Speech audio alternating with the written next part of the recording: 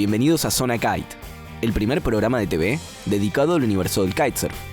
En Kite en primera persona, conocemos a Yamil Saad, rider de Liquid Force Argentina. En Kite Calendar, les traemos un resumen del GKA Gran Canaria Freestyle World Cup. En Viajando con el Viento, nos vamos a México, junto a Sam Light, para ser testigos de un desafío bastante interesante. En InfoKite, te mostramos los últimos productos que Duotone Kiteboarding lanza al mercado. En el clip del día, te mostramos los videos que nos llaman la atención del kitesurf local e internacional. Llegó la hora de entrar en la zona donde volar es posible. Esto es Zona Kite.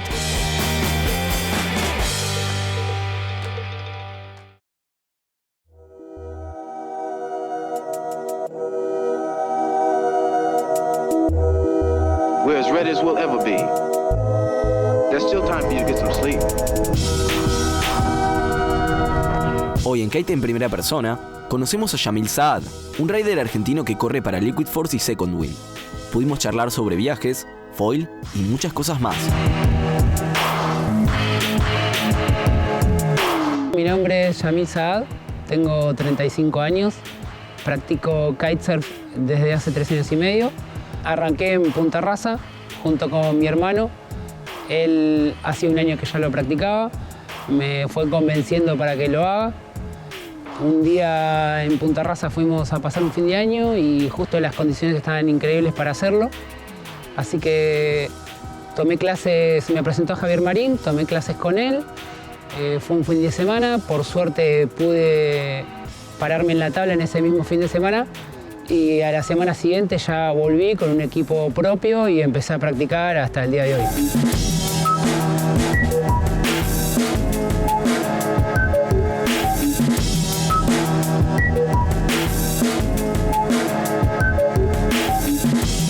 Cuando pude tirar mi primer borde, la felicidad fue increíble. Como que cuando arrancás, tu objetivo es ese, no importa si te derivás, no importa nada. Lo que importa es tratar de pararse y poder hacer un borde. Y en ese fin de semana, la verdad que la sensación fue increíble. Una desconexión, libertad, fue bárbaro, la verdad que estuvo muy bueno.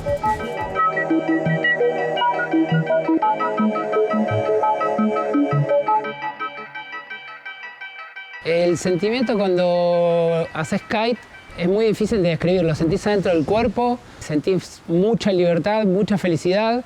Yo creo que el contacto entre el agua, el sol, las condiciones que tiene para realizar el deporte es lo que hace que te lleve a desconectarte tanto.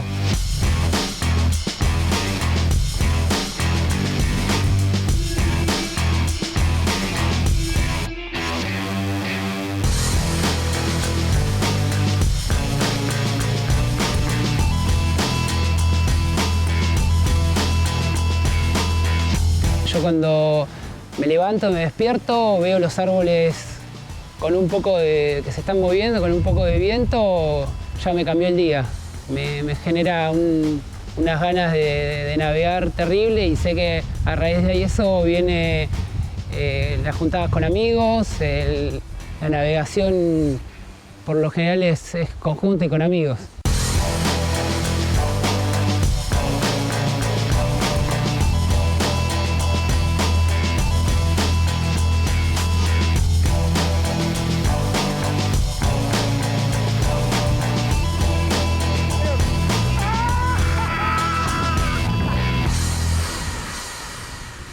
El viento terminó siendo parte de mi vida porque todo ahora está en base al viento. Uno el fin de semana, las reuniones familiares que tiene, a veces, prácticamente desde que arranqué con el kite, dejas de hacerlo porque estás dependiendo mucho de él y si la condición está este fin de semana, bueno, ese fin de semana se va a navegar. También los viajes antes eran programados para disfrutar sin el kite y ahora están puramente y exclusivamente abocados al kite. Cada viaje que es planificado es siempre pensando en el kite.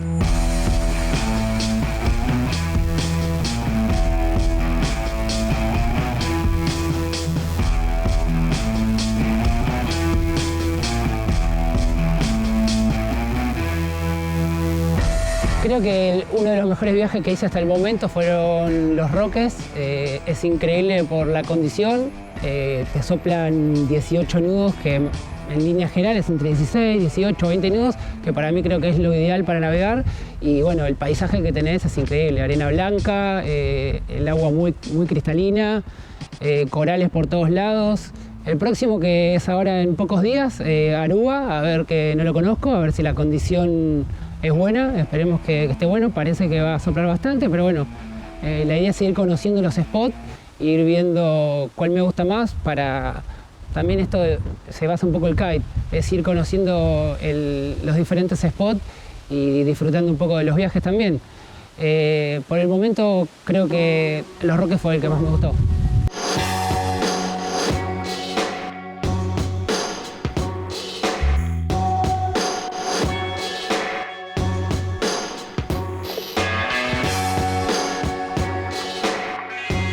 La realidad es que siempre estamos trabajando para mejorar la navegación en sí, el estilo de navegación y las diferentes maniobras. La realidad que ahora también la idea es del viaje en Aruba tratar de mejorar algún que otro truco y foilear bastante para sacar nuevas transiciones de foil.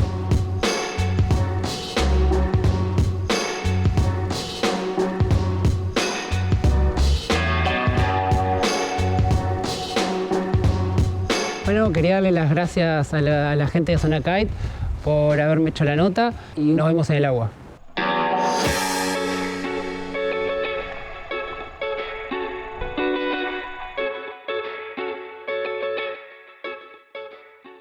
Welcome to Playa de Vargas. We're here in Gran Canaria for the second stop of the GKA Freestyle World Cup. We're going to be running a mixed event here, meaning big air and freestyle combined, fully adapted to the wind conditions that we see each day. We're currently waiting for the wind to fill out and get started, so stay tuned. Desde el 12 al 16 de junio, 34 riders de distintos países, 25 hombres y 9 mujeres, llegaron a Playa Vargas para participar en la Copa Mundial de Freestyle de la GKA en la isla Gran Canaria, España. The action got underway at Playa de Vargas by mid-morning, with the men first on the water in 3 or 4 man heats, with a chance to do 7 trick attempts per heat and the top 4 scorers counting. Adapting to the wind conditions, the format chosen for the day was pure freestyle. Heats 1 to 8 for the men were completed, allowing the winners of each heat to advance directly through to round number 3.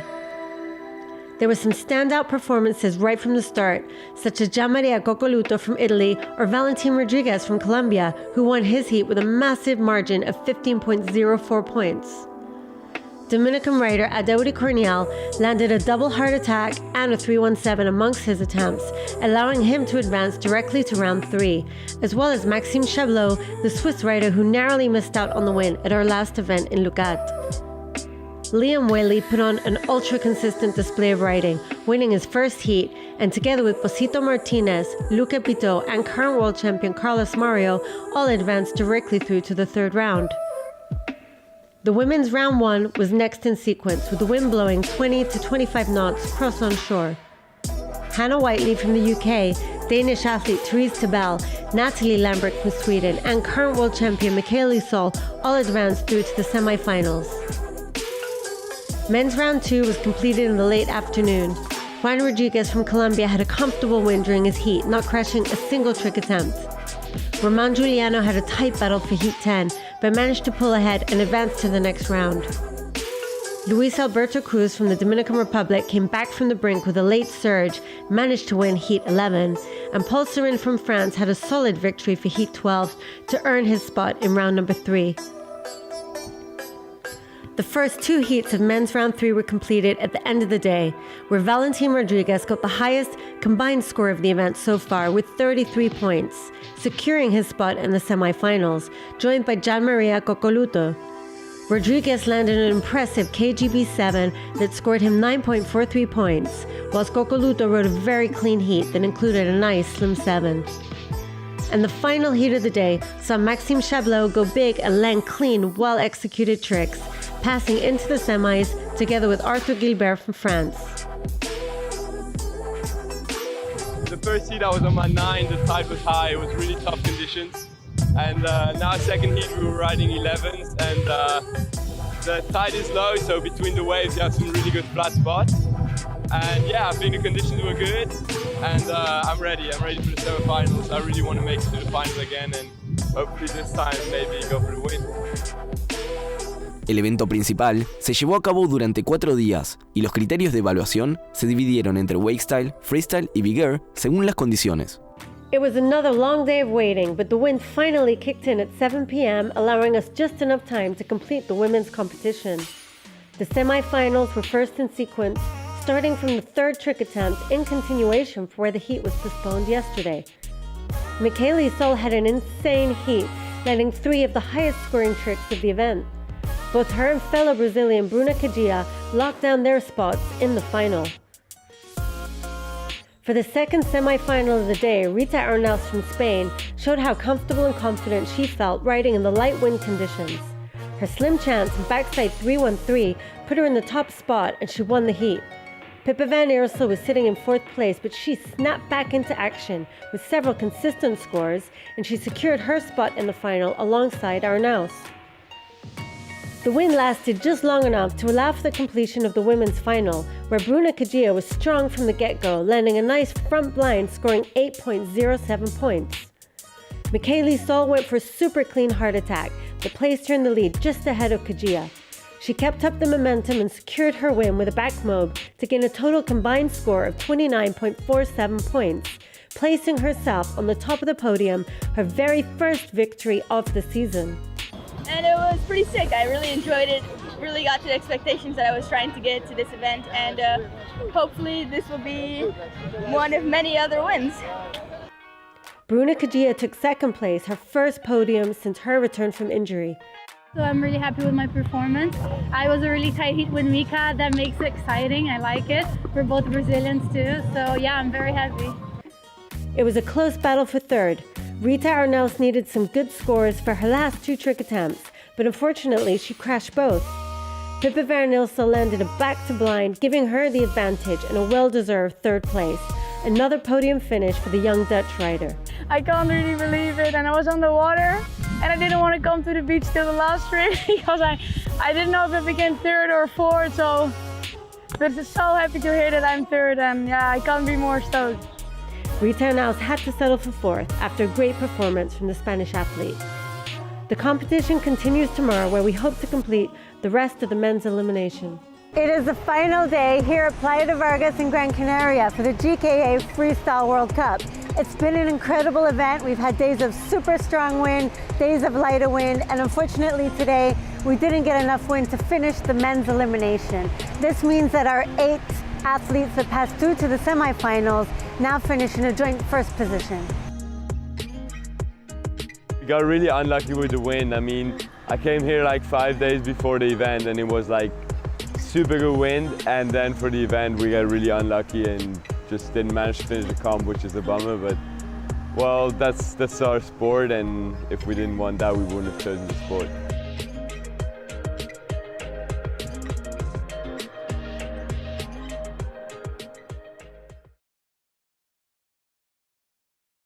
Hey, what up everybody? I'm in sunny Mexico. We're down here doing a foil shoot for Slingshot and also linking up with Alex Thompson today, and we're going to race a kite foil versus his Amoca 60 round the world insane boat. Unfortunately it's not going to be that windy today. It's only going to be around 15 knots, so I think we have the slight advantage. I think if it was more wind he'd probably have the advantage, so it's going to be really cool to just kite alongside him. And yeah, also we're going to go for a sail on this boat later in the week as well, so it's going to be a sick trip. Looking forward to it. Check it out. There she is. Can you imagine what the foil on her? Should we go on board? Yeah. How fast does this thing go? Our top speed's about 38.5 knots as I had. We can average maybe 25 to 30 with the right conditions. Today forecast 15 knots, maybe we'll be averaging 20, 22. Yeah. What can you guys do on the kite foil? I don't know. 30 is kind of sketchy. 30 sketchy? Yeah. Just hanging on for dear life. The wings we have with us today are foil at around 15 knots, and we can average around 25 knots with a top speed of probably 30 on this foil. Well, if it builds up to 15, I'll be up for giving you boys a race if you're up for it. I'm down. Yeah, let's do it. I'm very competitive, I have to tell you. Well, we are too, so it's going to be a good one.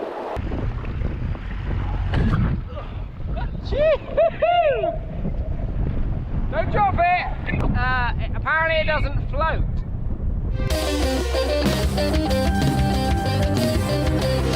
Mientras Sam Light estaba en Cozumel, México, en una sesión de fotos para Slingshot, se encontró con Alex Thompson, un regatista profesional inglés. Sam lo desafió para una carrera y este fue el resultado.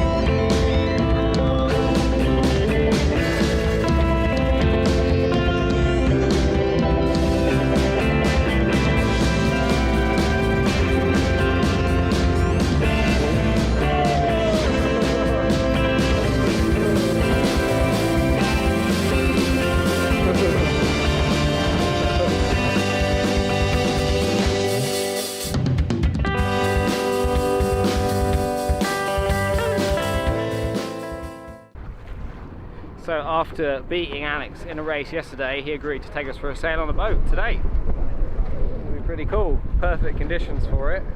It's about force 4 and apparently they clocked 25 knots this morning, so hopefully we can do something like that. We're going sailing! PW. Let's go! Let's go! Vlog buddies! Yeah. Vlog buddies! Vlog buddies for life.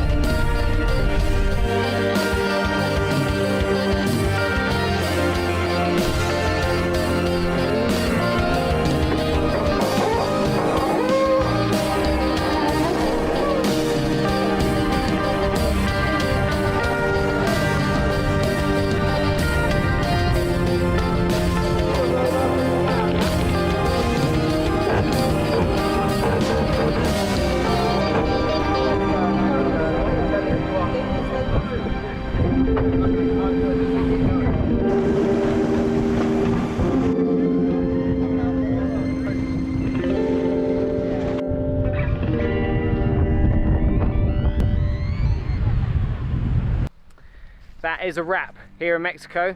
Had a lot of fun last night. We went out on Alex's boat and I got to helm for a little bit. Amazing. We're doing about 25 knots and just feeling how reactive the steering is. It's so cool, and you can really feel the foils on the boat just accelerate from about 15 knots onwards. Once that thing gets going, it doesn't stop. Yeah, got to sit on the front of the boat and helm for a little bit, so nice way to finish off a short but sweet trip. If you do fancy coming down to Mexico, Cozumel, check out Delil Sports.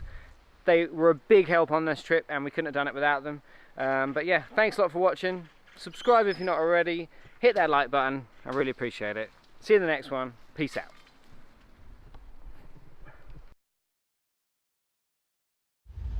Imaginen si pudieran comparar los modelos de kites entre sí según parámetros tales como la presión de la dirección, la elevación, la resistencia al arrastre, la capacidad de desactivación, la velocidad de giro y otros más.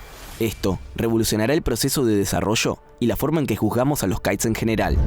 My name is Jan Hummel. I've established the project TITA within my PhD thesis, which also includes the test bench for flexible wings. I'm professor for product development and mechatronics at the Technical University of Berlin. Compared to rigid wings, the physics of flexible membranes, like kites, is very, very complex, and knowledge is limited due to the deformation of the kite under aerodynamic load. To determine those dynamic properties, experimental data of high quality is needed, and our newly developed test bench is capable to measure this data of kites precisely. And my team achieved to generate reproducible measurements, allowing to develop a systematic understanding how kites perform under realistic conditions. And we are also able to compare various wing designs. I'm Ralf Grösel, kite designer for Duoton and specialized for flexible wings such as kites and paragliders. Being able to have a comprehensive measuring device allows me to work much more in detail, as smallest design changes already do have a huge impact on the performance and handling. As a final result, I have the chance to validate my kite models on a new level, allowing me to progress faster and more accurate. This would also allow us to compare models objectively within the industry.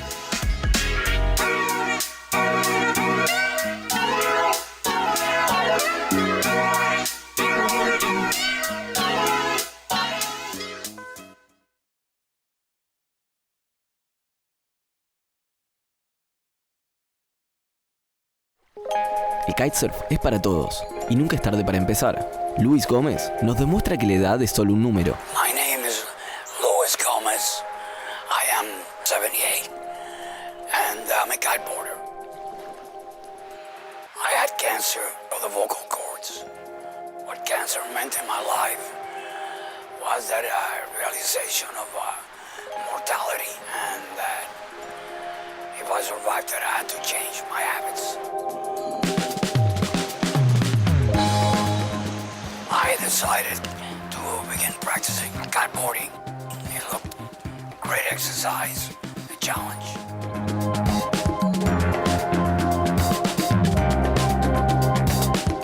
It's exhilarating, it's like you're flying.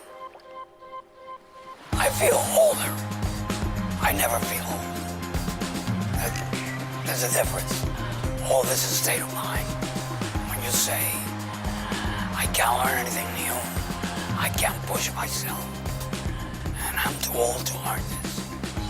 Older is just chronological. Inactivity can kill you.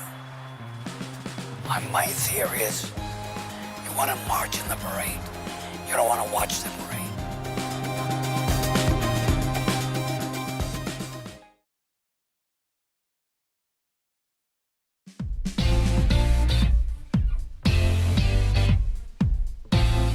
Zona Kite es tu zona. Vos también sos protagonista de nuestro programa. Mandanos tus fotos y videos a info@zonakite.com para compartirlas en nuestras redes sociales. Esto es todo por hoy. Los esperamos en la próxima edición de Zona Kite.